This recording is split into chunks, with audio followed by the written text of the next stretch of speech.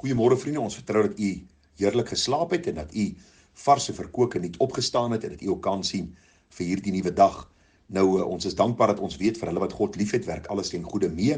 Vir hulle wat aan sy voorneme geroep is en die gebed van my hart is, dat ons ook met hierdie vrymoedigheid die dag tegemoet te gaan, sal gaan in die naam van die Here. Nou, ek vertrou ook dat u die woord van die Here sal bestudeer, dat u 'n getroue student van die woord sal wees en met elke oordenking ook u lewe sal rig om nader aan die Here te leef. Ek dink so aan koning Dawid wat gesê het, hoe lief het ek die wet. Dit is my bepeinsing die hele dag. Vriende, wanneer ons die woord in die môre in ons stilte tyd lees, wanneer ons luister na hierdie oordenkinge, is dit nie net om te sê ek het daarna geluister en ek verstaan dit beter nie, maar ek moet dit oordink, ek moet dit bepeins die hele dag. Waarom? Ag, as 'n mens dink aan 'n man wat verlief is op 'n vrou, vriende, hy dink heeltyd aan haar. Gereeld as hy homself kry, dan is sy gedagte by haar. En dis dieselfde maar as ons die Here liefhet.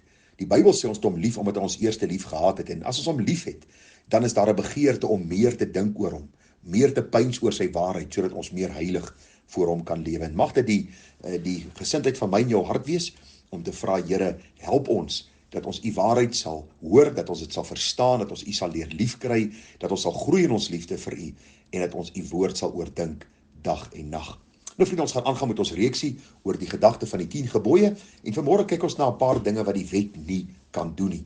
Nou ons vir u gesê, vriende, dat die wet ons nie kan red nie. En ons gaan so 'n bietjie meer uitbrei daarop, omdat dit gister net so voetnota was in die oordenking wat ons hanteer het. Nou kom ons kyk na 'n paar gedagtes wat die wet nie kan doen nie. Die eerste plek, die wet kan geen mens voor God volkome stel nie. Nou vriende, as ons dink aan die gedagte van volkome voor God, dan kan jy vir my sê, maar niemand kan volkome voor God wees nie. Maar as ons die skrif gaan bestudeer, as ons gered word, dan staan ons volkome in Christus, omdat hy volmaak is en deur sy soendood aan die kruis vir ons hierdie volmaaktheid kom gee. Dat God na ons kyk in sy seun Jesus Christus en hy sien dat Christus se werk wat aan die kruis gedoen het tot ons rekening toegevoeg is en deur die geloof het ons gered geword en is ons nou kinders van God. Maar die Bybel sê die wet kon dit nie doen nie. Kom ek lees vir u, dan kan u self hoor wat sê die Bybel. Hebreërs 7 vers 11 sê, as daar dan volkomendheid deur die Levitiese priesterskap was, want met die oog daarop het die volk die wet ontvang, waarom was dit nog nodig dat 'n ander priester moes opstaan volgens die orde van Melchisedek en dat hy dit nie volgens die orde van Aaron genoem word nie? Wat die skrywer hier eenvoudig vir ons sê is, dat as daar volkomendheid, as daar redding was, deur die onderhouding van die wet, dan sou Christus, die ewige hoëpriester, volgens die orde van Melchisedek, dan sou hy nie gekom het na hierdie aarde om te sterf nie, want dan het die wet mos klaar sy doel gedien. Maar omdat die wet ons nie kon red nie, en omdat die wet ons nie volkome voor God kon stel nie, daarom moes Christus kom, as die enigste een, wat die wet volkome onderhou het, sodat hy 'n volmaakte, vlekkelose lam sou wees, wat aan die kruis sou sterwe. Hoor gou wat sê vers 19 van Hebreërs 7. Omdat die wet niks volkome gemaak het nie. Maar aan die ander kant is daar die invoering van 'n beter hoop, waardeur ons tot God nader. Dr. John MacArthur skryf dit, en ek lees dit vir u in Engels, want dit staan so mooi in die Engels. Hy sê, the old covenant sacrifices merely covered sin. They could not remove it. There was a degree of forgiveness, but it was never comprehensive. Permanent forgiveness and therefore permanent access to God can only come through Jesus Christ in the new covenant and through the new priesthood. Wonderlik om te sien dat die ou verbond, vriende, onder die wet ons nie volkome voor God kan stel nie. Dit het gekom toe Jesus aan die kruis gesterf het en ons deur geloof in hom gered geword het. En daarom is belangrik om hierdie groot waarheid te sien. U kan sien Hebreërs 10 vers 14, want deur een offer het hy vir altyd volmaak die wat geheilig word. Pragtig om dit te sien. Die tweede gedagte, vriende, die wet kan geen mens van sonde vrymaak en regverdig verklaar nie. Handelinge 13 vers 38. Daar staan, laat dit dan aan julle bekend word, broeders, dat deur Jesus vergifnis van sondes aan julle verkondig word. En dat elkeen wat glo, deur hom geregverdig word van alles waarvan julle deur die wet van Moses nie geregverdig kon word nie. U sien, die wet het ons sondes vir ons uitgewys. En hoe meer die wet ons sonde vir ons uitwys, hoe meer skuldig het ons voor God gestaan. En hoe meer het hierdie skuldgevoel ons in die grond gedruk. Maar toe Christus kom en hy die wet volkome onderhou en aan die kruis uitroep dis volbring en ons deur geloof in sy soenverdienste gered word. Vriende, toe word ons van die vloek van die wet, van die straf van die wet vrygemaak. En in Christus word ons regverdig verklaar, sodat ons nou bekend kan staan as kinders van God. Daar staan in Romeine 3 vers 20, aangesien uit die werke van die wet geen vlees voor hom geregverdig sou word nie.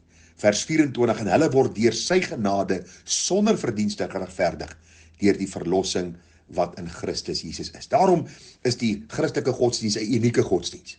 U sien, hierdie God van hemel en aarde kom gee. Hy kom gee sy seun. Hy kom gee sy seun as plaasvervanger. Hy kom gee sy seun as volmaakte om aan die kruis te sterf, sodat ons as onvolmaaktes, wat deur die wet van ons sonde bewus gemaak word, gered kan word uit genade, en dan ook, vriende, vrygemaak van sonde, regverdig verklaar kan word voor hierdie heilige God. Nog 'n ding, wat die Bybel vir ons leer, die wet nie kan doen nie, is die wet kan nie vrede in die hart gee nie. Hebreërs 9 vers 9 sê, dit was 'n beeld met die oog op die teenwoordige tyd waarin daar gawes en offers gebring word, want wat die mens verrig na die gewete nie volkome kan maak nie. En dan sê vers 14, hoeveel te meer sal die bloed van Christus, wat homself deur die ewige Gees aan God sonder smet geoffer het, julle gewete reinig van dooie werke, om die lewende God te dien. U sien, die wet bring skuldgevoel. Die wet bring hierdie gedagte van, ek staan skuldig voor God, en hoe kan ek vrykom? Hoe kan ek God se toorn van my lewe afwend? En dan sê die gedeelte net verder, vers 14, dat ons word geregverdig, en ons gewete, vriende, word stilgemaak, en die vrede van God word ons deel, omdat Jesus Christus aan die kruis gesterf het, as 'n plaasvervangende offer vir ons. Hebreërs 10 vers 3 sê, maar in die offers is daar jaar na jaar herinnering aan sonde, want die bloed van stiere en bokke kan onmoontlik die sonde wegneem. Maar die Bybel sê vir ons baie duidelik, dat deur Jesus Christus daar vir ons verlossing is en vrede is, want hy is die een wat die skeidsmuur van sonde kom afbreek het en vir ons vrede by God kom bewerk het deur sy soendood aan die kruis. U kan maar gaan lees van die honderde bekerings in die Bybel en ook in die geskiedenis, en ag vriende, hoe hierdie mense uitgeroep het, daar's nou vrede by God deur Jesus Christus ons Here. Romeine 5 sê, omdat ons dan uit die geloof geregverdig is, het ons vrede by God deur ons Here Jesus Christus. Kosbaar om dit raak te sien. Wat kan die wet nog verder nie doen nie? Vriende, die wet kan nie geestelike lewe gee nie. Jy kan probeer om die wet te onderhou tot op die laaste punt en komma, dit sal nie geestelike lewe by jou bring nie. Die Bybel sê ons word in sonde ontvang en gebore.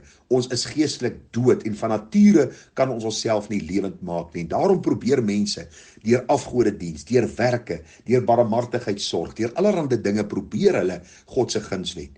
Die Bybel sê ons kan nie geestelike lewe kry deur die wet wat ons onderhou nie. Hoor wat sê Galasiërs 3:21. Is die wet dan teen die beloftes van God? Nee, stellig nie. Want as daar 'n wet gegee was wat krag het om lewend te maak, dan sou die geregtigheid werklik uit die wet wees. Maar die skrif het alles ingesluit onder die sonde, sodat die belofte uit die geloof in Jesus Christus aan die gelowiges gegee kan word. Ag, so kosbaar om hierdie waarhede raak te sien. Handelinge 22 vers 3 sê die apostel Paulus, ek is 'n Jood gebore in Tarsus in Cilicië, maar opgevoed in hierdie stad aan die voete van Gamaliel, streng ooreenkomstig die voorvaderlike wet, 'n ywerhaar vir God, soos julle almal vandag weet. Vriende, hy die wet onderhou tot op die punt, maar die Bybel sê vir ons, hy was geestelik dood gewees. Want 1 Timoteus 1 vers 13 sê, maar aan my is barmhartigheid bewys, omdat ek onwetend gedoen het, uit ongeloof, die feit dat hy mense doodgemaak het. Vers 14, en die genade van ons Here was baie oorvloedig met geloof en liefde, wat in Christus Jesus is. U sien, Paulus getuig baie duidelik, dat die wet, vriende, eintlik maar net om bewus gemaak het van sy sonde, geen lewe kon bring nie, en nou, dat hy in Christus lewe ontvang het.